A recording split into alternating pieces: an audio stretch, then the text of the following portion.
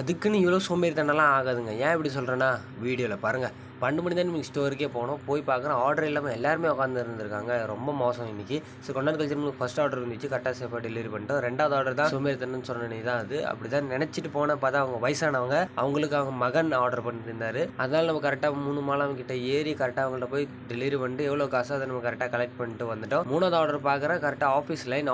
வெறும் office line மட்டும் address போட்டாங்க. கால் பண்ணி கன்ஃபர்மேஷன் கேட்டால் பிவிங்க்கு 3வது ஃப்ளோருக்கு வாங்கன்ட்டாங்க. சரி நம்ம கரெக்டாக போய் கீழே போய் லிஃப்ட்காக வெயிட் பண்ணுறதும் கரெக்டாக நம்ம போகலே டான்னு லிஃப்ட் வந்துருச்சு. லிஃப்ட்டுக்குள்ளே போயிட்டு நம்ம கரெக்டாக 3வது பட்டன் கிளிக் பண்ணிவிட்டு 3வது ஃப்ளோர்லேயே வெளியே வந்துட்டோம். அப்புறம் கரெக்டாக கேபினில் நம்ம கொடுத்துட்டு வந்ததுக்கப்புறம் கஸ்டமர் கால் பண்ணுறாங்க. நீங்கள் எங்கே போய் கொடுத்துட்டு வந்தீங்கன்னு. நீங்கள் 3வது ஃப்ளோர் தானே சொன்னீங்க. அங்கே தான் போய் கொடுத்து நம்ம கீழே இறங்கி வந்துட்டு இருக்கிற கால் பண்ணி இல்லை நீங்கள் தப்பாக இதை கொடுத்துட்டீங்க சாரி ஏவிங்க்கு வாங்கன்னாங்க. மறுபடியும் நம்ம அங்கேருந்து பொருள் வாங்கிட்டு மறுபடியும் மேலே ஏறணும் ஏவிங்க்கு. 2வது ஃப்ளோரில் ஏறிட்டு வேகமாக போய் 3வது ஃப்ளோரில் ஏறிட்டு அவங்கள சேஃபாக கொடுத்துட்டு வந்துட்டோம்.